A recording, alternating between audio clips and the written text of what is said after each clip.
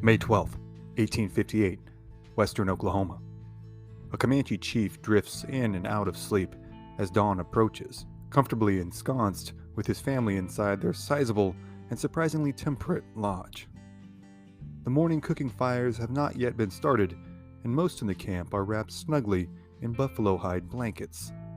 Most, perhaps even this chief, are just now starting to wake. The sun is just starting to peek over the eastern horizon, sending mesmerizing shimmers of light across the rippling waters of the nearby stream. This band of Comanche are known as the Quahati or Antelope Eaters, and this territory, encompassing large swaths of present-day Oklahoma and northern Texas, is their hard-won and much beloved home. They feel safe here, an even more elusive state over the past few years, as the pace and scope of Texas settlement had increased to never-before-seen levels. In response, the Comanche raids that had plagued the territory for decades now had reached a level of frequency and ferocity that few in Texas had ever seen before. Countless homesteads all along the edge of the Texas frontier, in river valley bottoms and rolling farmsteads, and even comparatively large cities like San Antonio and Austin had seen the horrors and felt the wrath of the Comanche raiding machine. From Oklahoma to northern Mexico, the Comanche had cut a swath of violence that had stalled settlement for decades. Even with settlers who had grown up on the frontiers of Kentucky, Arkansas, and Virginia, where life was hard and threat of violence from native tribes was always a very real danger, Comanche raids were a world apart from what they were used to. Comanche raids entailed the killing of any and all fighting-age males, the institutionalized sexual abuse of female captives, the killing of infants or any burdensome prisoners, and the ritualized torture of any combatants who had managed to survive the fight. This had played itself out countless times, with numerous families being wiped out, countless family members being taken onto the frontier never to be seen again, and entire townships being abandoned, seemingly overnight, in panicked retreats to avoid further Comanche raiding. Perhaps one of the most bizarre and presumably unsettling sights these survivors reported seeing was that of a Comanche chief adorned not in just a headdress and war paint, but in an armored steel breastplate. The breastplate was that of a Spanish conquistador, a piece of armor that would have seemed nearly as anachronistic to 19th century settlers as it would be to us today. The popular legend was that it had been taken from a dead conquistador after a hard-fought, lonely battle somewhere on the desolate frontier had proven to be his last. It may very well have been traded for or acquired from another tribe, one of the many who had been driven off or all but eliminated by the Comanche, as part of the spoils of their victory. Though the origins remained dubious, its effect in contemporary combat and raiding was undoubted. Not only did the chief, known as Puhihitswa, or Iron Jacket, present a terrifying figure, he was afforded at least some measure of protection from small arms fire. His reputation within the tribe had grown through his successful recruitment and leading of raiding parties and the acquisition of horses and prisoners. It was, in fact, widely believed that Iron Jacket's armor made him invincible to the bullets of the Americans, Texans, and Mexicans. This band had been raiding the Texas countryside around what is today Brownwood, Texas. They had struck swiftly, killed many settlers whose names are now lost to history, wrought their usual havoc, and made off for their home country, some 300 miles to the north. Iron Jacket and his fellow Quahati felt safe this far away from the white settlements. They believed they were now so far onto the prairies, they were safe from any Texan attempts at reprisal. This appraisal of the situation is understandable, as the rolling, open grasslands of the Great Plains had proven such a formidable barrier against any consequential expansion for so long. The plains were featureless to the layman's eye and seemingly bereft of any usable resources to the uninitiated. This is not to say that the occasional pursuit of Comanche raiders had not been made far into the open grasslands, but, more often than not, they had ended with the pursuers either killed by the Comanche or lost, stranded, and left to die of hunger and thirst in a seemingly endless ocean of land. But in the midst of all the raiding and turmoil, the Texans had been learning. More specifically, the Texas Rangers had been learning. They had been fighting the Comanche for decades now, and presented some of the only substantial resistance to the lords of the southern plains. They had been founded on October 17th of 1835 as a sort of hybrid force of military and law enforcement meant to combat raids from bandits, Mexican army forces, and, most notably, Comanche raiding parties. In the intervening decades between then and 1858, they had made extraordinary leaps in their skills, tactics, administration, and public relations. And, conversely, during this time, they had taken several sizable steps backward in virtually all of these areas. Their casualty rates often ranged near 50%. They were perpetually underfunded, either vilified or lionized in all popular publications, and had disbanded entirely and then reformed more than once. Now, the newly elected Texas governor Hardin Richard Runnels, under pressure to make good on his campaign promises of putting a stop to the incessant bloodshed on the Texas frontier, had directed a force of rangers to pursue any and all known hostile native forces. On January 28th of 1858, Governor Runnels sent his official dispatch to his hand-picked ranger captain, the legendary John Salmon "Rip" Ford. It read, "I impress upon you the necessity of action and energy.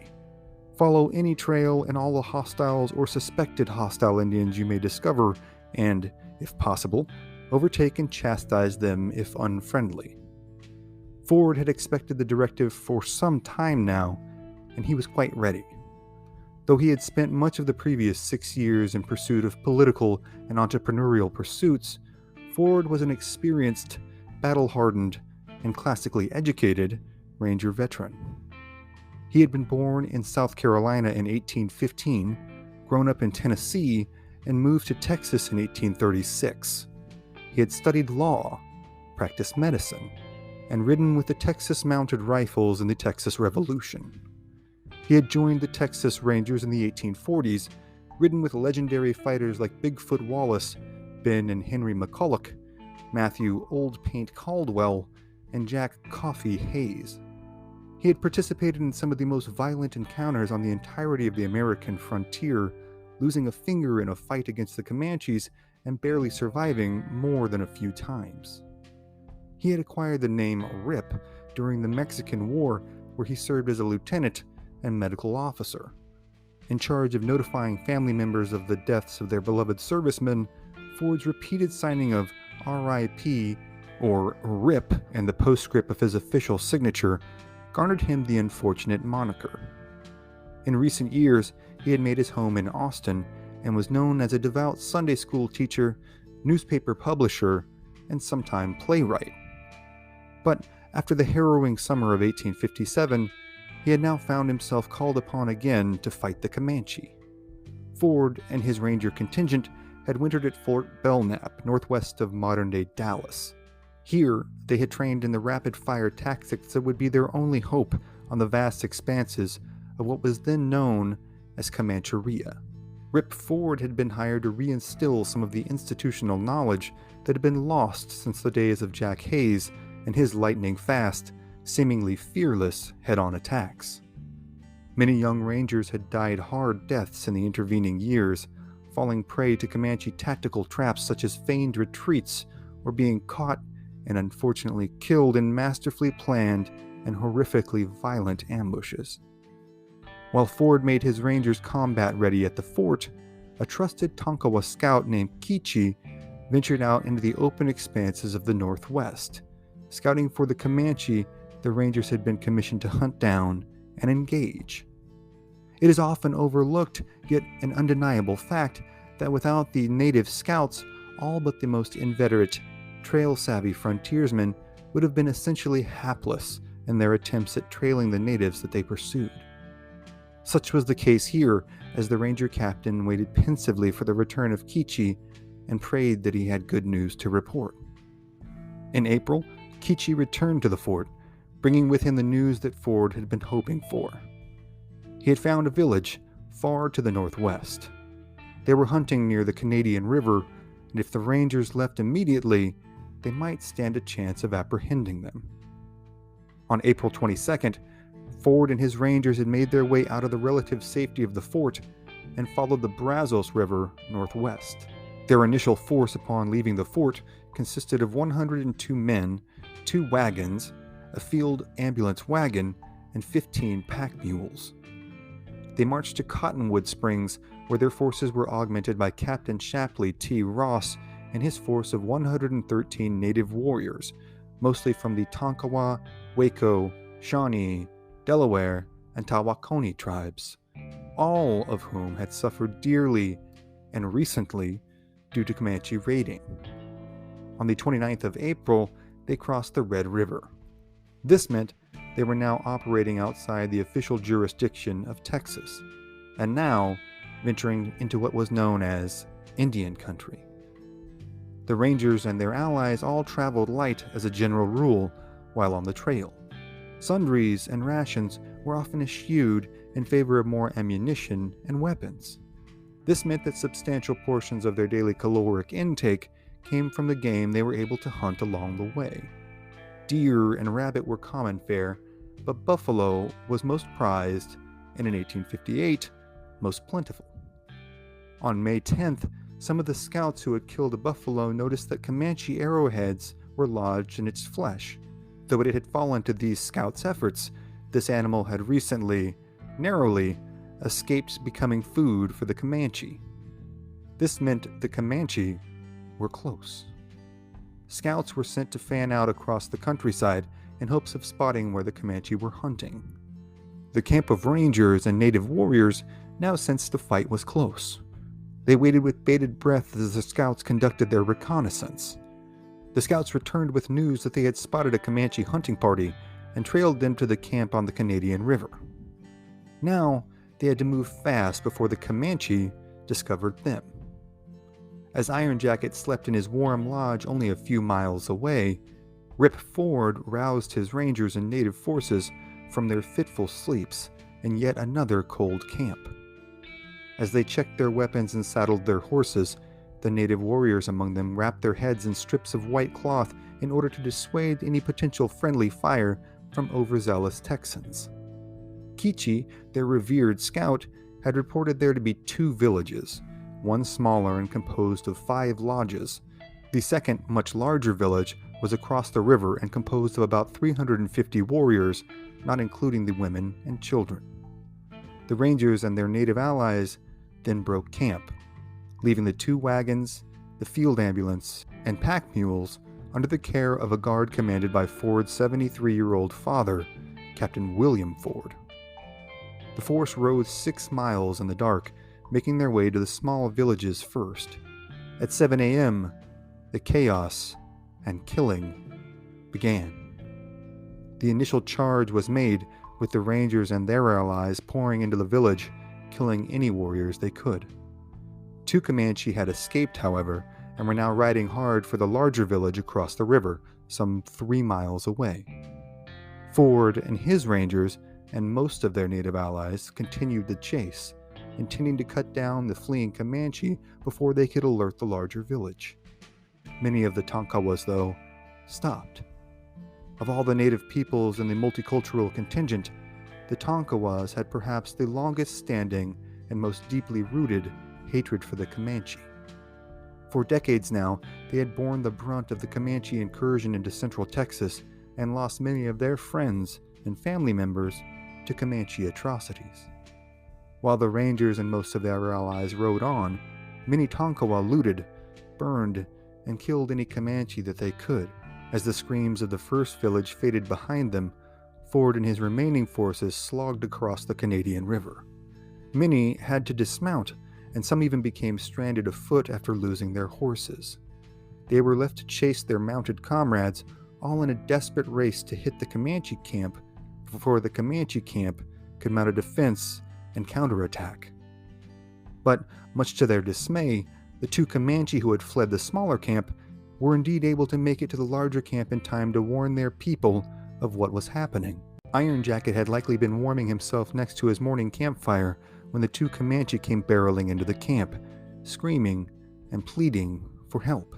There would have been no time to waste, as the chief gathered his weapons, ordered his children to help his wives, making the camp ready to move, and then donned his prized Spanish armor.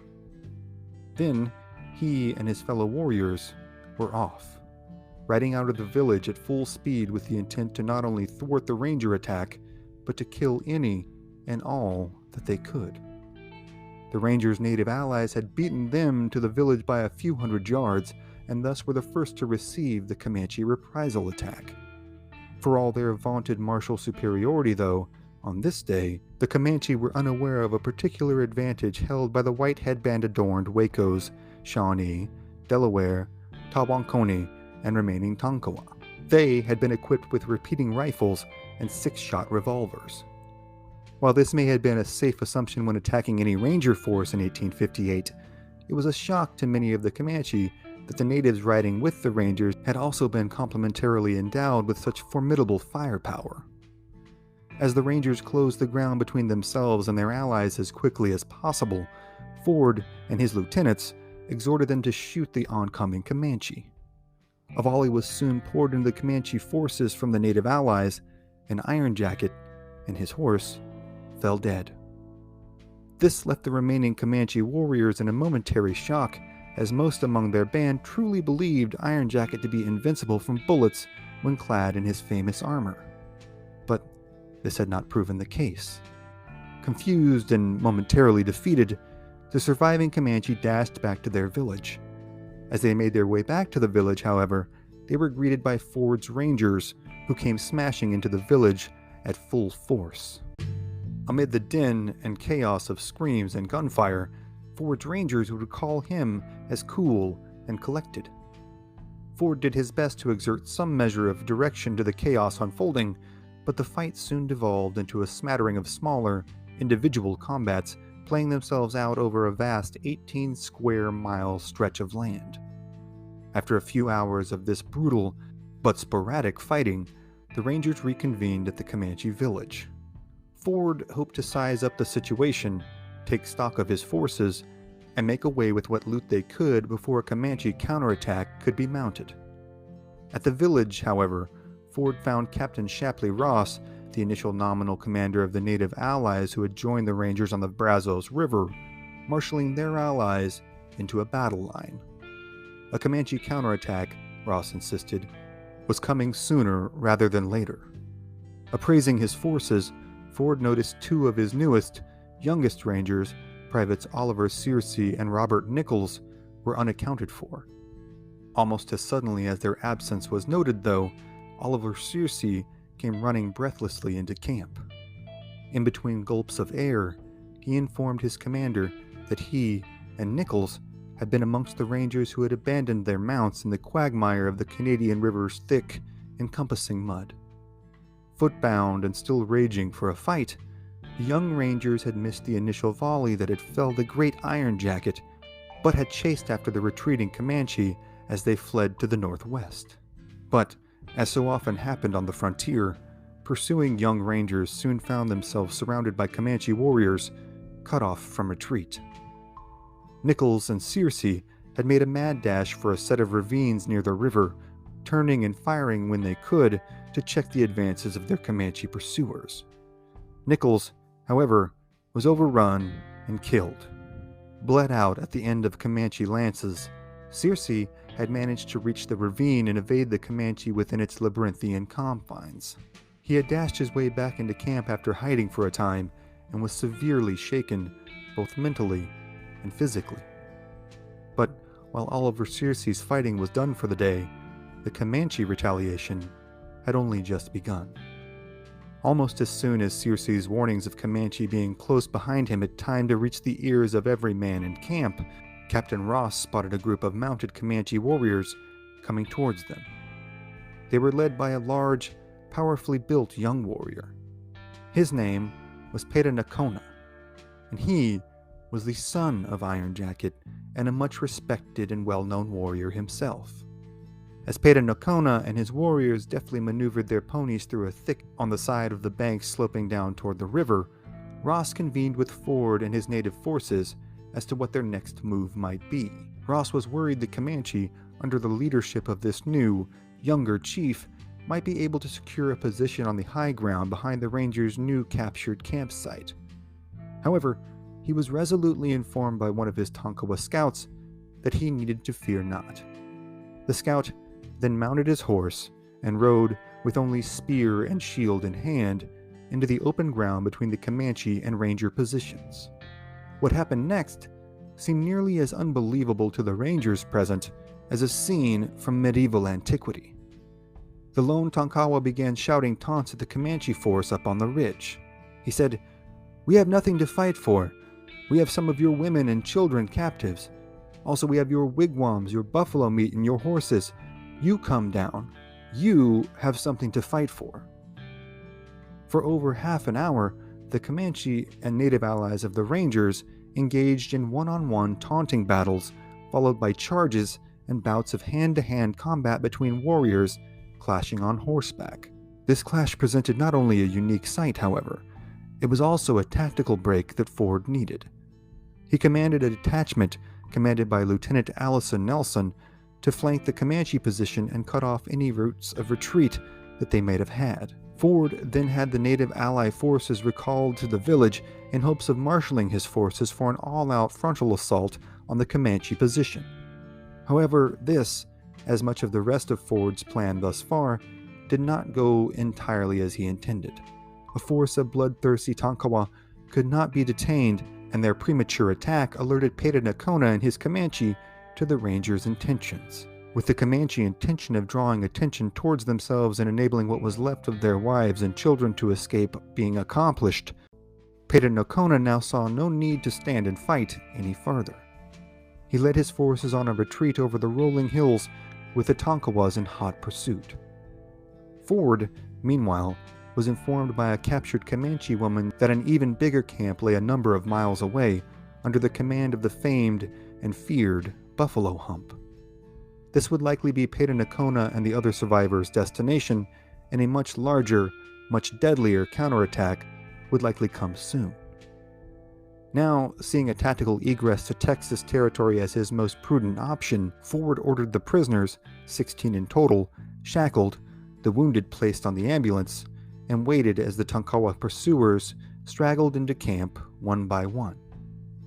As they did, Ford noticed their horses laden down with Comanche hands, feet, and strips of flesh, all strapped to their mounts and flapping in the wind. Such was the deep hatred that fueled warfare on the plains.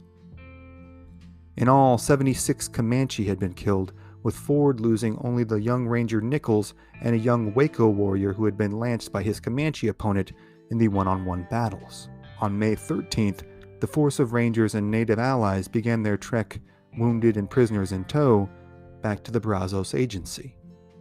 The force arrived on May 20th to widespread acclaim as a successful manifestation of the governor's new policies, but the war was far from over.